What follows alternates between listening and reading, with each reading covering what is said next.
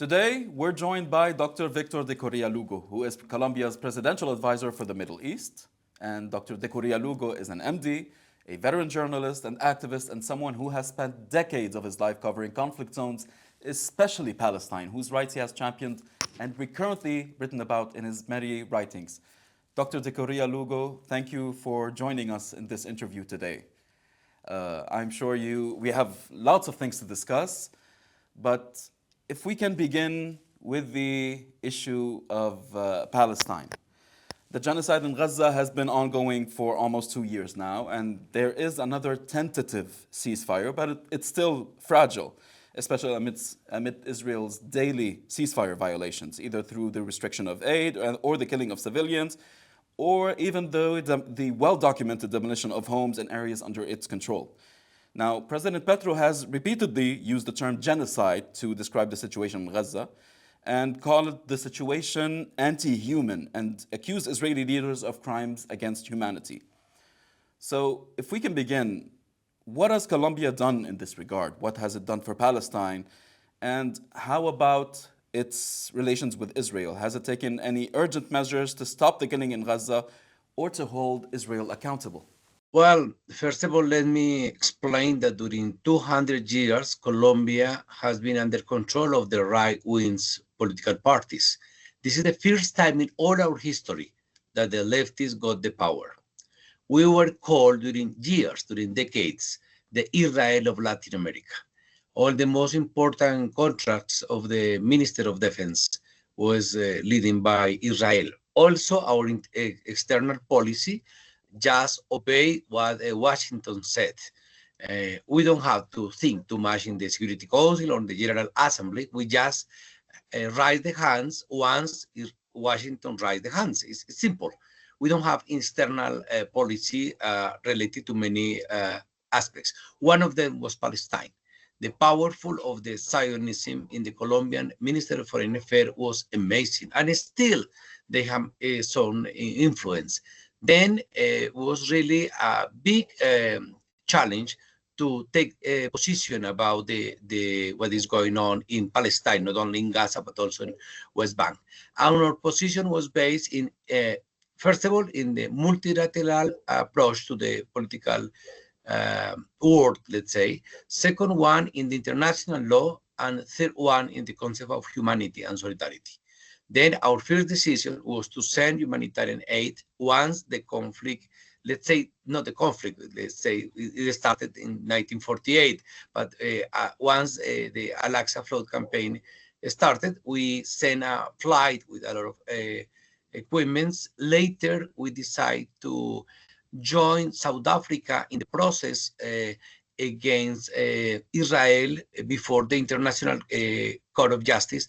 Also, we cut a diplomatic relation. We decided not to buy any more coal, not to sell any more weapons. We decided to propose in the last September the draft resolution Uniting for Peace in the United Nations General Assembly in New York, asking for troops, but not in this kind of troops that we already see occupying Iraq or occupying Afghanistan. We asked for international troops based on really neutral to protect civilians in Gaza. This is just some small examples about our activity. We will take hours talking about this, but the most important is has not been one speech, has not been just to talk about Palestine. No, it's to do something related to the genocide. Well, actually, on that, because you discussed the UN, do you believe that existing UN mechanisms like the resolutions and the ceasefire demands are they adequate? I mean, what additional international actions, just beyond public condemnations, as you said, does Colombia support to protect civilians in Gaza? Well, first of all, we insist too much in the implementation of the international humanitarian law, especially the 4 Geneva Convention relating civilians. We don't hesitate to use the word genocide, the word occupation. This is the qualification of the international law, what is going on there. We talk about also about apartheid, what is the system imply in, especially in West Bank. The problem with United Nations is they have all the capacity. The question is the will, They have the will to do something. And if you see the agenda of USA, the agenda of France, the agenda of UK, clearly they are supporting the policy of the genocide, the policy of Israel. Then we decide, of course, according to international law and the principle of solidarity, to keep distance, to take distance from this kind of position.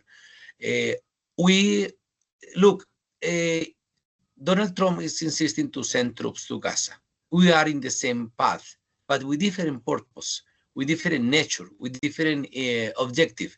We are asking for the protection of the civilian and the self-determination of the Palestinian people. They have to decide what would happen in Palestine. The Donald Trump proposal, we share only the aspect to send troops, but they are following another agendas. Exactly, that's what I wanted to get to, because near the end of September, President Petro announced opening a volunteer registry for Colombians with military experience to support Palestine.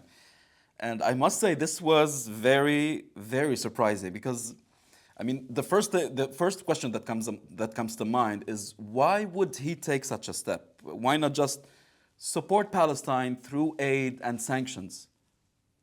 Why? Because the problem is that sanction doesn't work. The Security Council was totally blocked. You see, during 52 times, the USA has used his power of veto to block any kind of resolution related to Israel. He's protecting Israel all the time. But let me tell you something even worse. All the key questions related to the occupation in Palestine has already an answer in the international law. If you ask about the refugee of 1948, as well as the refugees in 1967, if you ask about the legal condition of Al-Quds, Jerusalem, if you ask about the legal condition of the settlements and the settlers, if you ask about the wall, the apartheid wall built by Israel around, not around, but blocking in different areas, West Bank, if you see about the acquisition of territory by force, all of these questions are already answered in international law and are in the side of the Palestinian cause. It's not a matter of more rules. We don't need more resolution of Security Council. We don't need more advisory opinions of the International Court of Justice. All the legal provisions necessary to stop the genocide and the occupation are on the table. It's a matter of lack of will of the international community or the so-called international community. Then in Colombia, we consider that it's not a matter of create another declaration. Palestinian doesn't need papers. The Palestinian people don't need any other resolution, need actions. Well, what's Colombia prepared to do then in this regard? If Colombia is asking for people with military expertise, if they're willing to support Gaza, is there any concrete plan in this regard? Yes, but the question is the following. The United for Peace mechanism that is in the law, in international law, is possible only if the Security Council is blocked for one topic. When the Security Council is blocked, the General Assembly can study this topic, can include in its agenda. The problem is that the Gaza is not anymore blocked in the Security Council. Mm-hmm. Not only is just not blocked, but has a clear plan approved by the Security Council, is the Trump plan. The plan of Mr. Trump includes a clear project to decide and to implement whatever Trump wants during the next 2 years. We are really surprised that Russia and China decide not to use the veto. We were really sorry for the Palestinian people because let's say the international, or so-called international community approved the Trump's plan. This plan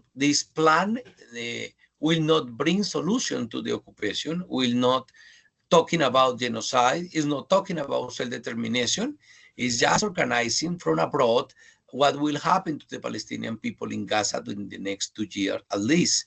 Then it's really a problematic issue. Then as Trump opened again the debate in the Security Council related Palestine, the General Assembly, the Uniting for Peace resolution draft, doesn't work anymore. Well, in that case, don't we go back to sanctions? And that's not to say that sanctions don't always work. I mean, the mere fact that Colombia, after, as you said, decades of being called the Israel of Latin America, is now actually sanctioning Israel. And this is huge. But how do you see the sanctions being impactful? How do you measure their outcome? Okay, first of all, the measures, economical and commercial, political, financial measure against Israel is not only matter of results, matter of principles. Means Colombia has to apply this kind of decisions, even though it doesn't stop the genocide. Second one, the list of activities developed by create the Hague Group. Hague Group is a coalition, a bunch of countries leading by Colombia and South Africa. And the first declaration was based not to, we don't need more provisions, legal provisions. We need is the implementation of the provisions that already exist. Initially, it was just 9 countries. We made last July here in Bogota, Colombia, another meeting, and it was 32 countries came to the meeting. And we insist too much in some measures, including sanctions and embargoes and economical and financial and commercial decisions. In this way, we are is really amazing that some countries start to join this kind of decisions, including not only the leftist countries in Latin America, like Cuba or Venezuela, but also Muslim countries like Malaysia, Indonesia, start to join our proposal. Of course, we count with a good leader, what is South Africa, but countries like Namibia, for instance, took side in favor of the Palestinian people.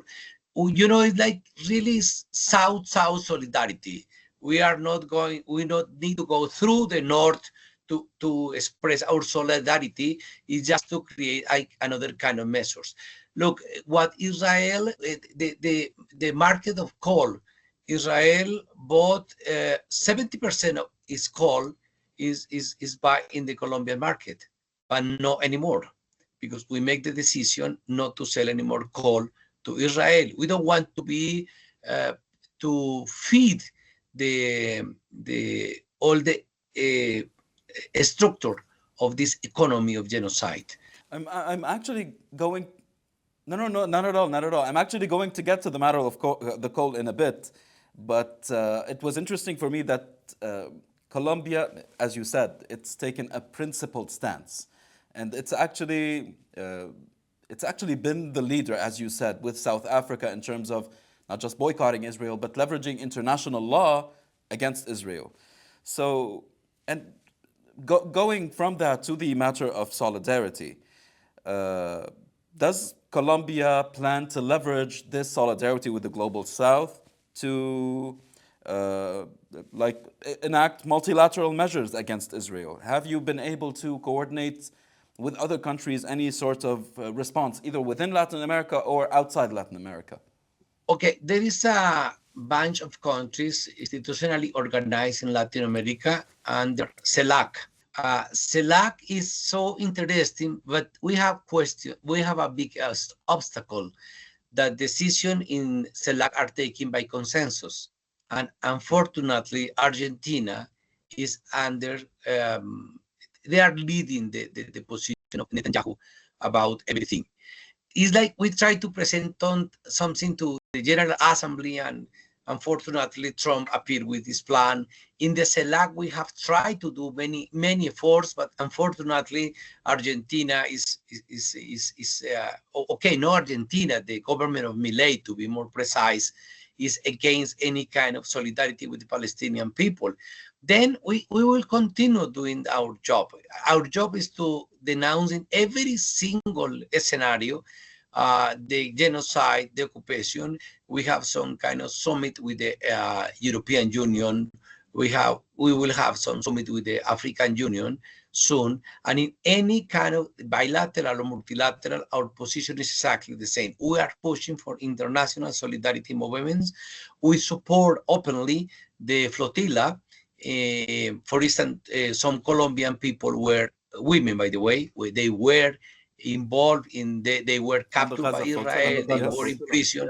Yes, yeah, and we were really taking care of our citizens. We success in the last 3-4 months to sell some financial resources to buy food and to buy medicines in Gaza. We did. I mean, with so many difficulties, but was really we feel that we are doing something once we receive the first picture of with food and medicine that was distributed to the Palestinian people.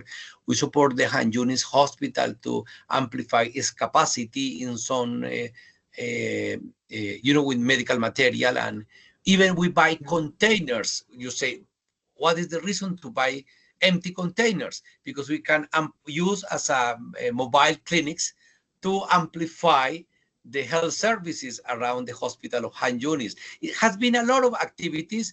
We have been talking to the government of Jordan, Egypt, Saudi Arabia, and Qatar.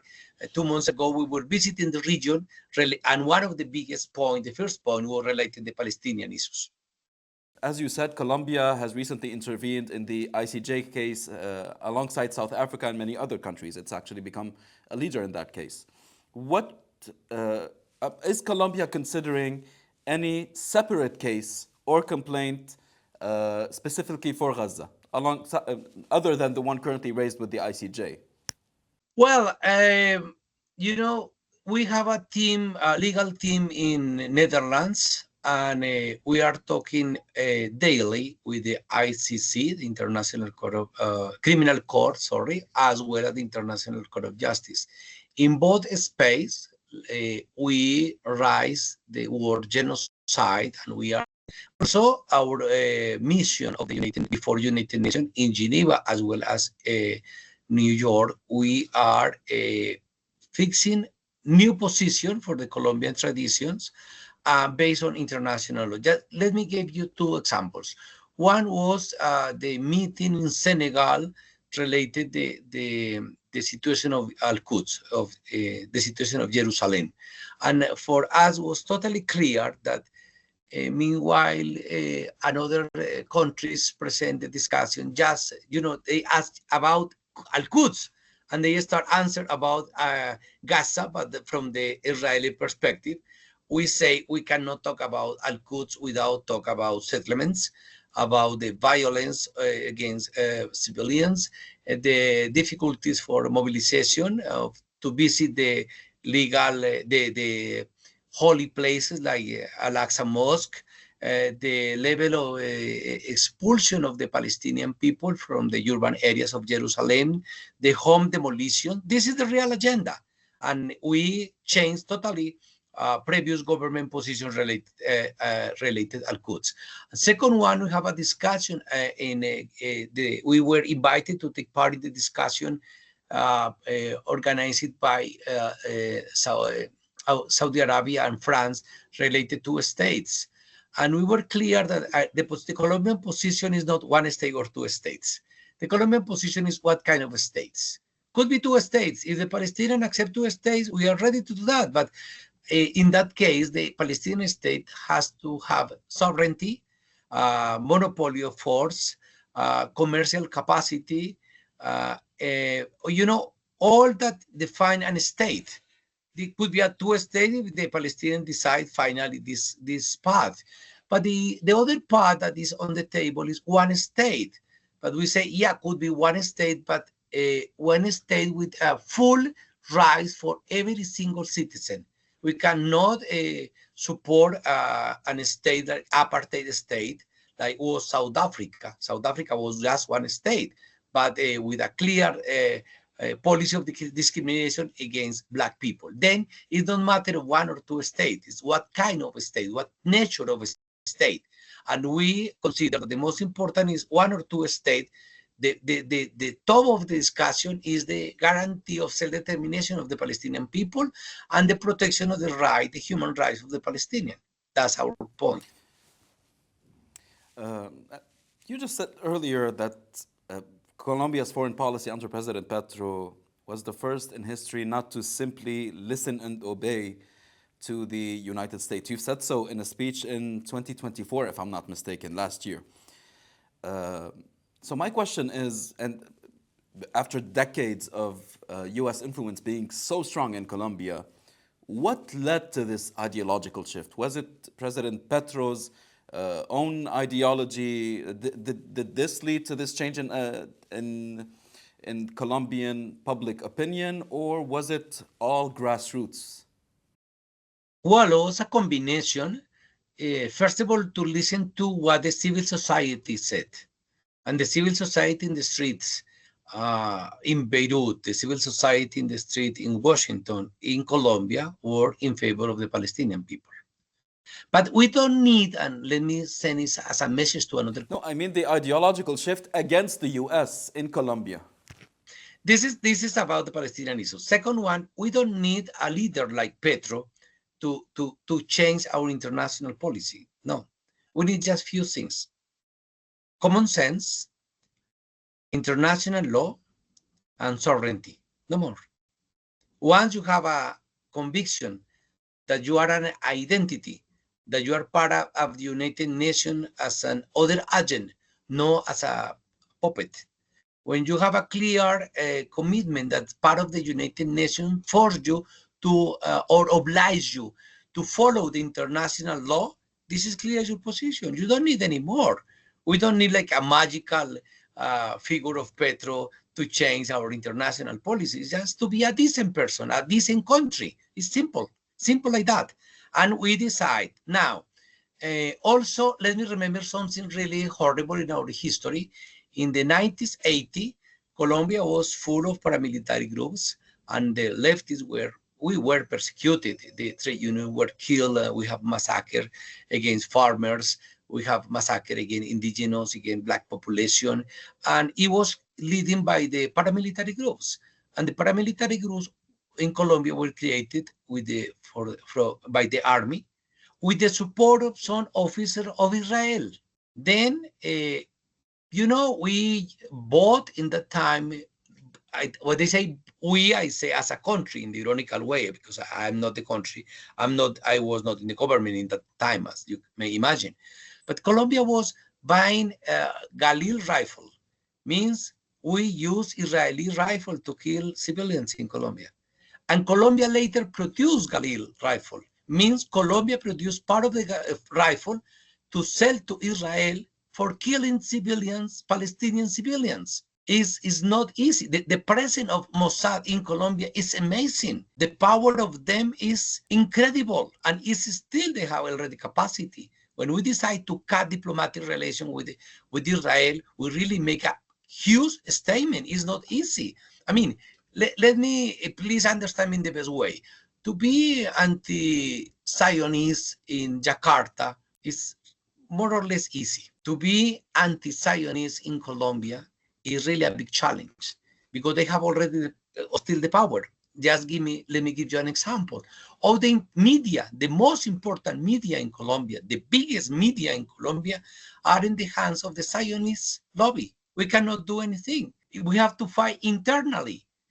Our policy, our foreign policy, migration policy is based on the Cold War, is based on Washington policy. When an Arab people or a Muslim people want to visit Colombia, the level of obstacles to get a visa is amazing. You cannot imagine. But the Israeli came to Colombia without visa. They got visa on arrival. We established visa already. They have to ask for visa because they were visiting Colombia. One question. When the Israelis are so entrenched in Colombia, we're talking media, we're talking business, we're talking all kinds of different sectors where the Israelis are really present. What kind of pushback have you had to deal? Has President Petro's administration had to deal with? Well, imagine that in the demonstration in favor of the President Petro and our government, you see the Palestinian flag clearly. But in the demonstration of the opposition, you see the Israeli flag clearly. You know, they try to present us as we support Hamas, we support terrorists. Or our campaign in favor of the Palestinian people is presented as a task related to Hamas. Me, myself, I was point out in the media, they put a finger and say, this is the secret agent of the President Petro in the Middle East. He's the guy who is talking to Hamas daily. You know, it's really amazing. They try to present Petro and as a terrorist, and we have a, you know, this kind of, and it's so dangerous because a few days ago, the President Trump presented the new security national plan, and you see that the most important, the priority of the President Trump administration now is not the Middle East, it's America. America from Canada to Chile. And all the continent is the priority of the security issues of the President Trump. And all this all kind of narrative try to present that Hezbollah and Hamas is expanding dramatically in Latin America, and they try to include Colombia in this agenda.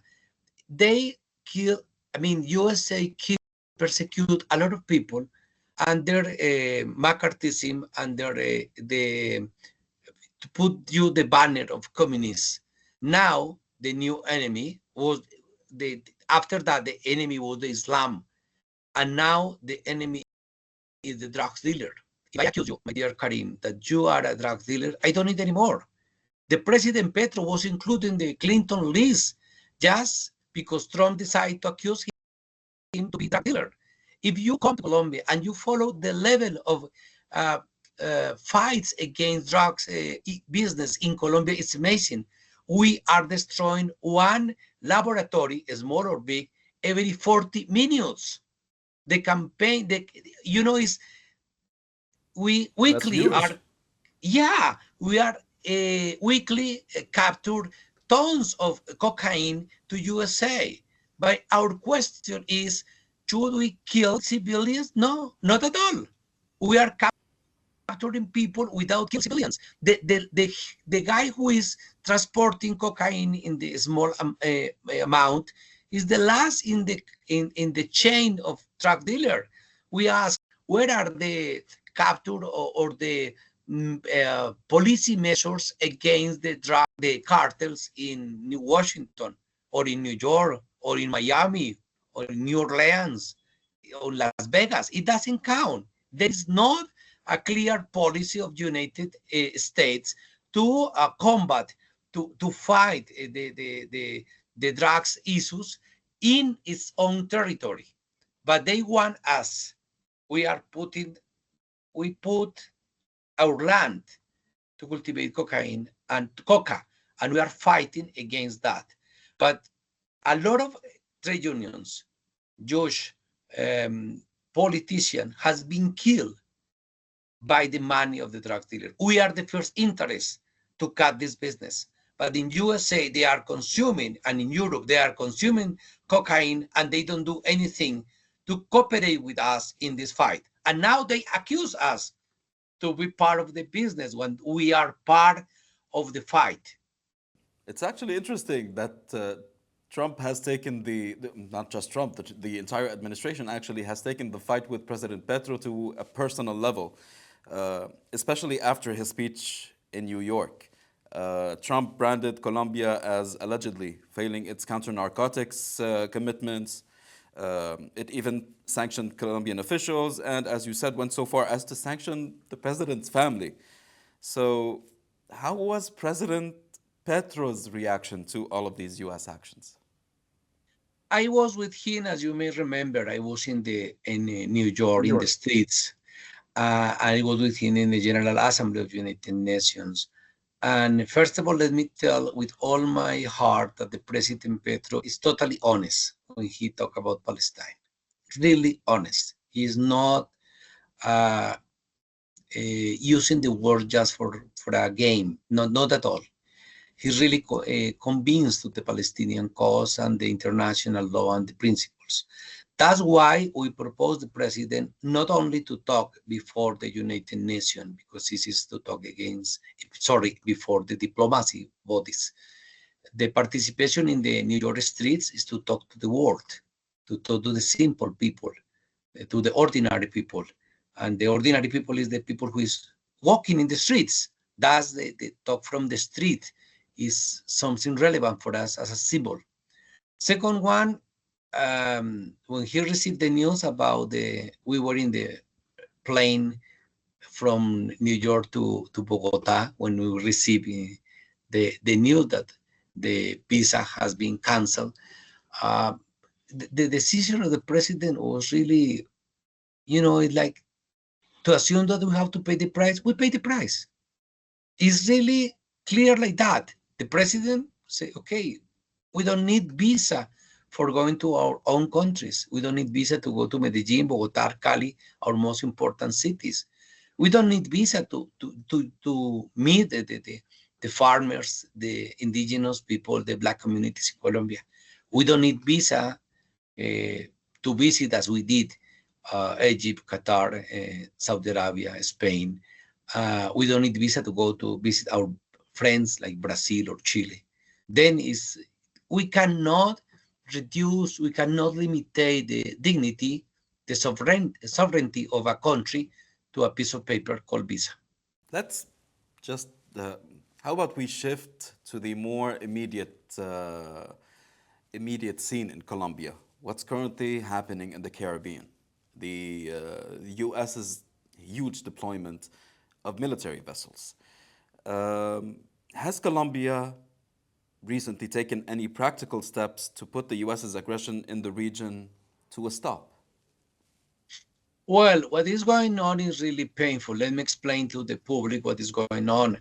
Mr. Trump considered that to attack small boats without capacity to arrive to USA from the Colombian Caribbean area or the Venezuelan Caribbean area, accused them to be the big drug dealer. I mean, Pablo Escobar was not sending cocaine through small boats. You have to refuel 20 times these small boats to make all the trip from the Caribbean coast to USA. Means it's impossible to do that, first of all. Second one, they don't represent any kind of military threat to USA that allow USA to use the forces. Second one, they are most all the time some of them in the international waters, and the international waters is not matter of sovereignty of USA. And the third one is some of them have been attacked in the Caribbean, but also in the Pacific Ocean. In the Colombian side, we have to the Caribbean sea and the Pacific also, and in the Venezuelan area. It's more than 80 person has been killed. The expert of international law talk about extrajudicial killing, that is the category. Anyway, they are civilians that have been killed. And the question is not only this attack, the question is what is on stake, and the deployment of troops by the government of USA in the Caribbean are looking for Venezuela. But in the same case of Iraq, it's not matter of if Venezuela need or not democracy, need or not freedom. They are not asking for freedom or democracy. They are asking for oil. You remember all the narrative and the media campaign that finally allow, despite millions of the mobilizations asking for not to attack, not occupy Iraq, they did 22 years ago. Then what we are watching now is the possibility that they attack Venezuela, not for democracy, as I mentioned before, but for the oil. What we expect, one of the problems is that Europe, the dream of human rights, the flags of igualité, fraternité, liberté, doesn't exist anymore. We see the position of Europe related to to what is going on in Venezuela, and it's really a shame. Imagine that the Nobel Prize was given to one Venezuelan lady who is asking the military attack for her own country. On her own country. Yeah, it's really painful. Then the problem is how to create some kind of multilateral answer. It's not for us. It's not just the boat that has been attacked. It's the need of a unity in Latin America. This is a new context. We have clearly the President Lula in Brazil. We have some friends in Guatemala, Nicaragua, Venezuela, of course. Bolivia was under the government of the people, but now not anymore. And this challenge that we have in the region is so important. We have like the capacity or not to mobilize the civil society, rejecting any kind of military operation of USA in the region. But we are also expecting the agenda of Russia and China. But the most important is that it's not matter of speech, it's not matter of words or discussions or discourse, it's a matter of actions. Venezuela has some military, sorry. No, not at all. Sorry, but regarding actions, it's. I mean, a regime change in Venezuela or a war with Venezuela would destabilize the entire region. So, to that effect, what's Colombia's strategic view regarding what's going to happen? Because I know President Petro is advocating for more dialogue. So, do you envision that as working in the short run? Well, the question is, first of all, the diplomacy is dying, not only in Caribbean area, in the world. Look what happened in Gaza, look what happened in Ukraine. The diplomacy is, is not relevant anymore, and we have to rebirth the diplomacy channel. This is one. Second one, we defend the self-determination of the Venezuelan people. Of course, President Petro has criticized some measures taken by President Maduro, but it doesn't matter and cannot be interpreted in any way as we support any military action against Venezuela. We consider that the Venezuela has to have his own process. The discussion with the opposition of Venezuela is matter of the Venezuelan people, and we respect that. But we will not support any action, and we will not let USA use our territory to attack Venezuela. Remember the role played by Pakistan to attack Afghanistan. Colombia will not be the military base of USA to attack Venezuela at all. Of course, we are as you may imagine, in daily conversation between the Colombian and the Venezuelan army. We are improving our diplomatic capacities. We are also aware that to deploy the army, our naval army in the Caribbean region, of course, is our sovereignty, is our land, is our territory, is our sea, and we have all the capacity and autonomy to surveillance what is going on in the Caribbean and as well as the Pacific area of Colombia. But our first proposal on the table is, of course, the diplomacy and the solidarity with the Venezuelan people. Now, let me tell you something. Let me tell you something. If USA decide to attack Venezuela, Colombia will be involved in many circumstances. First of all, economically, because our economic ties with Venezuela are really huge. Second one, in the humanitarian level, because people cannot go out from Venezuela through the jungle to Brazil. There is a lot of physical limitation. They are coming to Colombia. We have 2,200 kilometers of frontier between Colombia and Venezuela. They can cross without problem to Colombia, and we have to offer humanitarian aid to huge amount of population, but also beyond the impact on Colombia is also a matter of principles to be stand with the Venezuelan people. Going on from that, how realistic would it be? Because you're in daily conversations with Venezuela, with Brazil, with friendly Latin American countries. So how, with Cuba probably, how realistic would it be if we said that to think that there would be a possible Latin American solidarity, not just solidarity, more than solidarity, like strategic unison, should we say, if the US decides to attack Venezuela? Would that be realistic or not right now?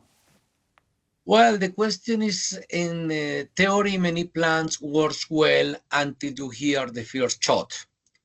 And it happened not only in Latin America, it happened everywhere. It's like no one wants a war in the region. We know what is a war. We have an internal conflict. We have more than 7 million displaced people in Colombia. Several 100,000 people has been killed in our internal armed conflict. It's not easy. And some people talk about the war. It's not a game. It's not a video game. It's a reality. And we hope not to see not only Venezuela or Colombia or any country in the region involved in such kind of scenario. We will see what happened. One of the lessons learned from Gaza experience is that many people talk about Gaza, but they don't not necessarily do about Gaza. It's not matter to talk, it's matter to do. Then in the same logic, we hope that Venezuela will not be attacked military by USA. This is the first one. Second one, that diplomatic bodies will work efficiently. And third one, that once something happen, we hope not, but if something happen, we will see uh, this specific day who is ready to make the words realities, not only words. Truth be told, we can only hope that the shadow of war would be kept far from Latin America because the region has been peaceful for decades now.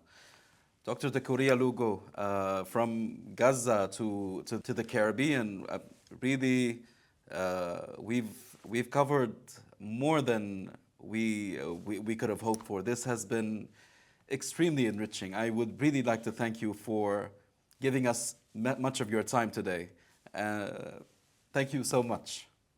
Was really a pleasure. I hope the Middle East public and the Arab public and the Muslim public realize how difficult it is to be anti-Zionist in Colombia, but we will continue in our task.